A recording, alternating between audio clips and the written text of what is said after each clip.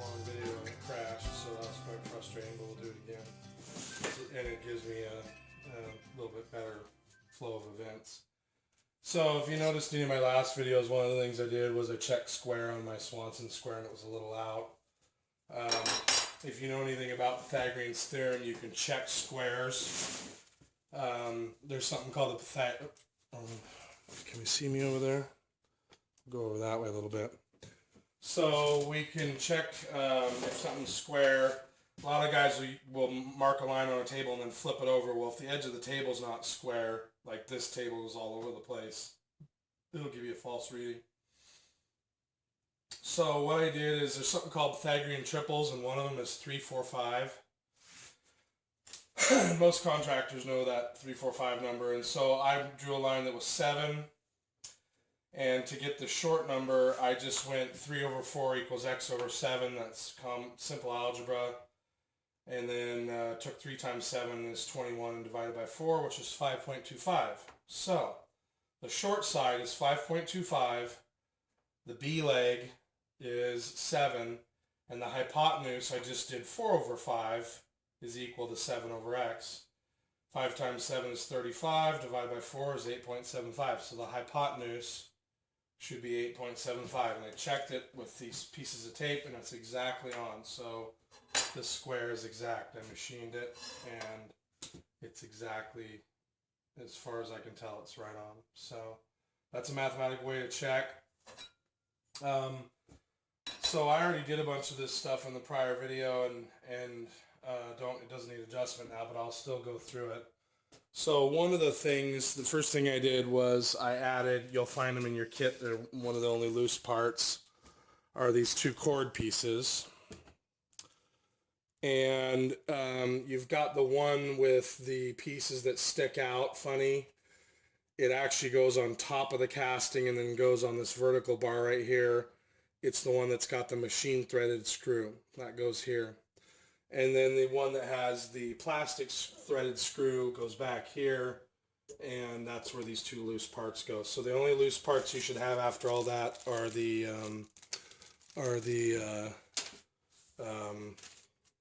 stinking motor thingies, brushes, the motor brushes. I will not be using the dust collection system, or the dust collector, because I have a dust collection system. Yeah, right at that angle right there you can see the venting. So that's where the dust is supposed to go. A lot of the nicer models have a scoop that comes down in front of the blades, so I'm going to make a scoop out of PVC. See if I can detail that in a later video. So one of the first things I did was I checked on this thing, excuse me, if the blade itself was square. And like I said in the last video, there are times where you need the guard up for all you guard mongers. You need the guard up, so I'm going to make some sort of catch for the guard. But what I did is I checked square and it was out. So you got to go in between the teeth because your teeth are bigger than the blade itself. And see, this thing has moved since I've checked it.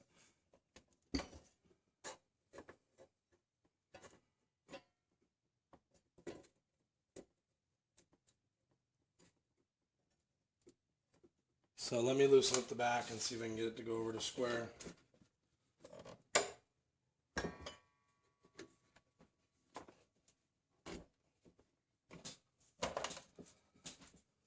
And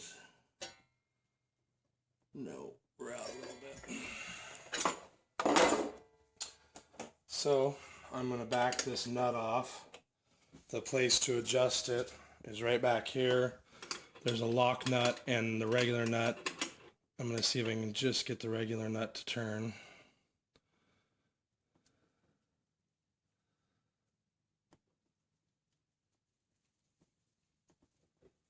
Probably not. Probably need to loosen it a lot slightly.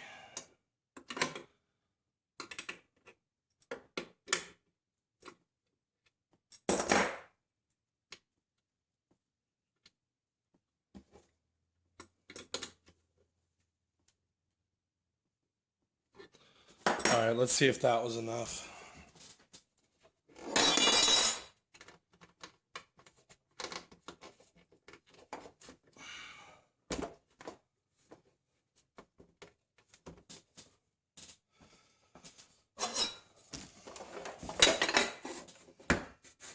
Again, remember to go in between the teeth. Yep, that was enough. So it still had it off slightly. It was off by about I don't know, 30 seconds.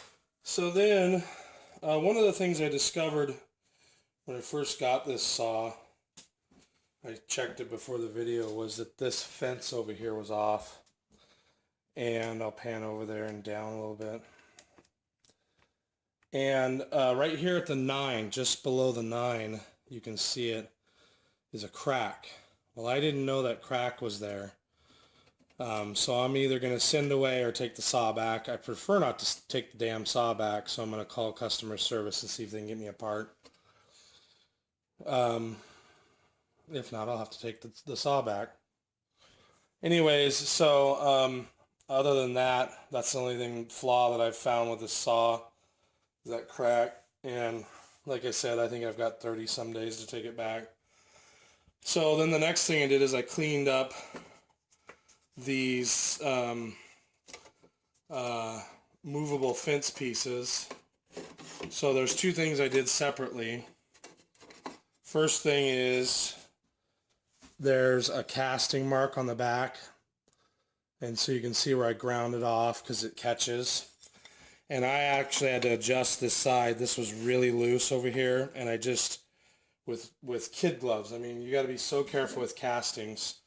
I took a pair of pliers and just barely squeezed it shut, and we're talking probably a 64th. So for all you guys who think that maybe I cracked it or something, that's definitely not what happened, because the problem was there before I touched it, and you certainly shouldn't get cracking out of something that small. But so you can adjust them and make them tight. Mine was just sloppy, so I just breathed on it to make it go in. And then the other thing I did is I took all these stops, and I'm going to do it to the rest of them because it drives me nuts. The original all thread will come with like flashing around the edge, and so I took a grinder, I took a cutoff wheel, this thing right here, and I trimmed off I just made it flat, and then I cleaned up the threads a teeny bit, and I mean, I barely did anything. I didn't do enough. You don't want to round the threads over, because then if you don't have a thread tap, you'll have a hard time getting it back in the hole. Which I'm trying to look from the opposite side of the machine to stay out of the camera. Come on, use your automotive skills. There we go. So yeah, I'm not happy about the fence thing. Oh, and also while I was at it, I deburred all the bottom edges too, because there was a bunch of, like, they just pulled it out of the machine and threw it in the pile. They didn't even bother to send it through a tumbler, which is, I don't expect them to. They're Chinese. You know, that's why these products are so cheap. Or should I say inexpensive. So this side I didn't bother to clean the flashing off. I'll do that real quick.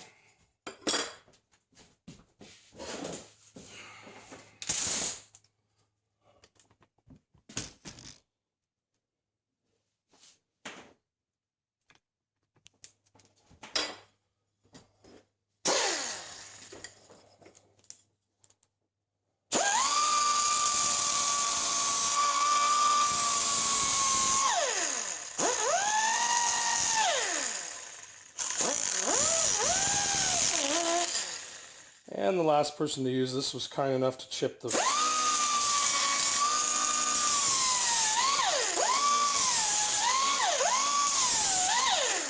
cutting wheel and not replace the blade.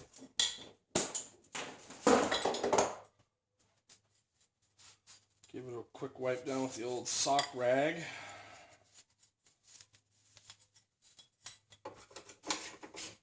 And voila! Works like magic.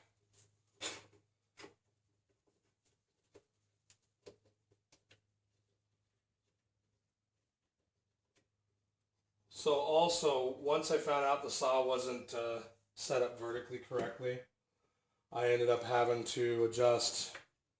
How high are you guys? Let's raise this up here.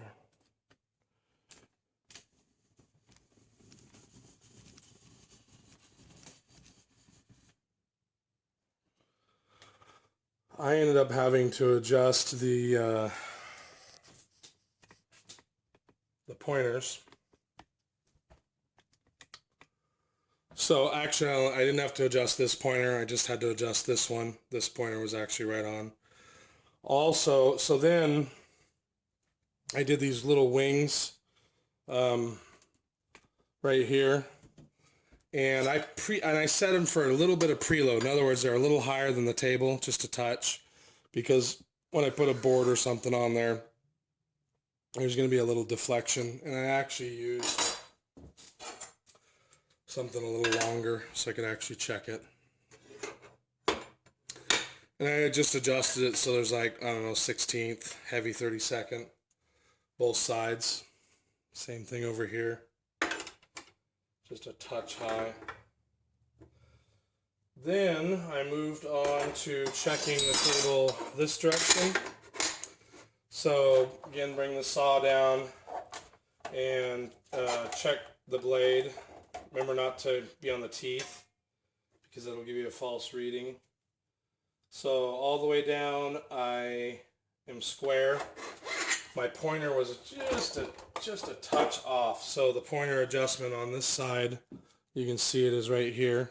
So I adjusted that to the center. And I've got this table loaded up all the way that direction for it to be square on the 0 mark. So I'm going to use this material here, like that aluminum 4-inch ducting for like pellet stoves. I'm going to cut a little square out and I'm going to super glue it. I'll show you guys. I'm going to super glue it right here to this metal piece on this side. And that's going to close up. This thing has a little bit of play and I'm going to close that up. So I'm going to throw a little super glue on each side, take this thing out and super glue it to that side and make sure that it's tight. Now I'm not going to do any of the mods to this thing. I'm not going to start modifying it until I talk to customer service about the fence. I may have to return the saw, which will piss me off, but that's just life. Let's see here.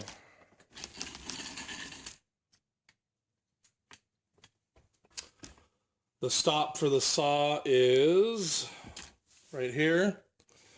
And normally, you can make your cuts and nothing happens. If you turn it, it's got a little spring steel piece that holds it in different positions. If you turn it, when you go down, it snaps into place and will keep the saw down. I'm also going to make some sort of guard catch. So what I'll probably do is take this screw out and go down to the hardware store and get a longer one so it sticks out over here. And then I'm going to tie a piece of contractor string. Where's my contractor string at? Hot pink contractor string. I'll tie some of this around the nut or the bolt and make a loop. And then I'll probably put some sort of nut and bolt through this right here so that I can bring it back and set the loop on it, and that'll hold this guard back, because like I said, there are times where you need the guard back and out of your road. Some of the other mods I'm going to plan on doing, I haven't messed around with the laser. I don't particularly like lasers, so I may disassemble it. I noticed that this is fairly loose, and especially when you raise it, it's loose. So what I'm going to do, now you're out of the camera. I'm just going to shim it. I'm just going to add one washer to the outside so it's just a little tighter. It's a little loose for my liking. Is there anything else that I forgot to mention? Oh, you set your stop for the ability to plunge. Right. Oops, sorry, I bumped the camera.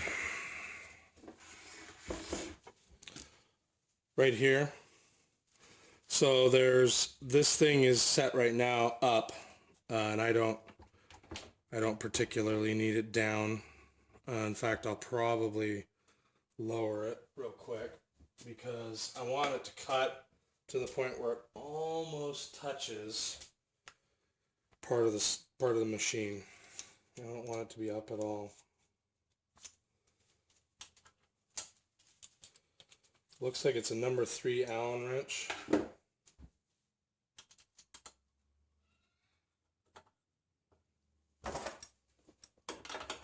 Metric. In China.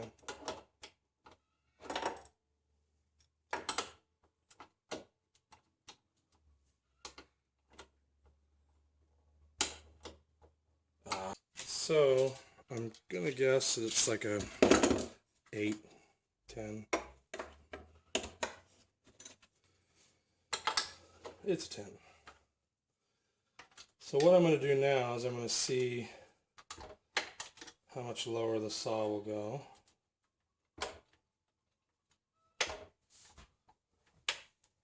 So right where this thing pretty much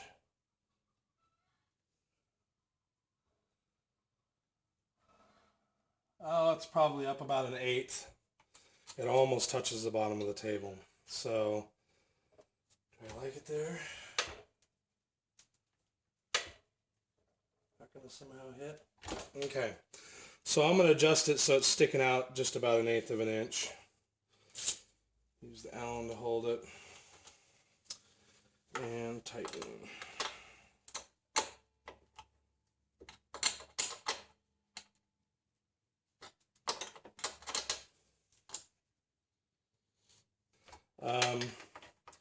I have not figured out what this other stop is for. In fact, I can't even get it to move. So that's why I had this angle, this 90.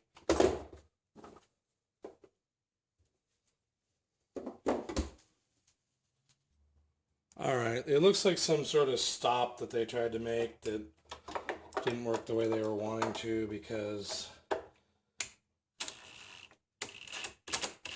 they dimpled the sheet metal piece too heavily.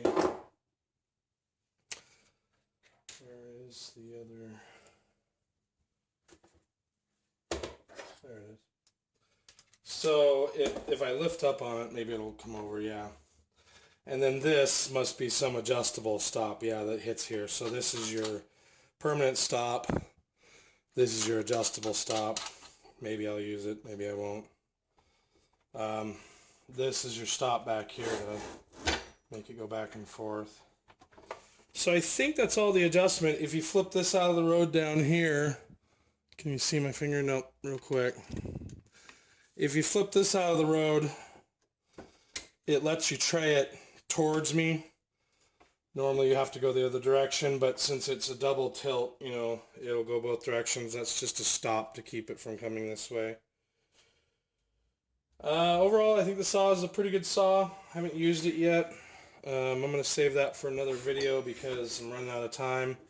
And also, if I'm going to shim this thing, I need to get a hold of customer service and see if they can send me a part. So I hope you guys liked it. That's how I adjusted my saw. Didn't require a lot of adjustment. Oh, and the blade too, since you guys didn't see that. The blade is a 6mm Allen head. And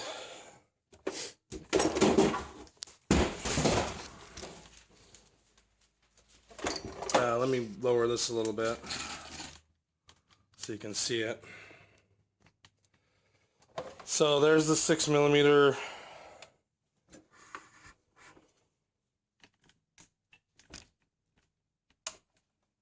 You can barely see it. Not very good lighting in here. The stop for the motor is over on this side. So if you move your blade, this is unplugged by the way, there's the stop position, there's the unstopped position. And the bolt is left-handed threads. Good, it didn't bend. The bolt's left-handed threads. Is there anything else? I don't wonder why it won't go down if I don't move that back. I think that's it. Hope you guys liked it.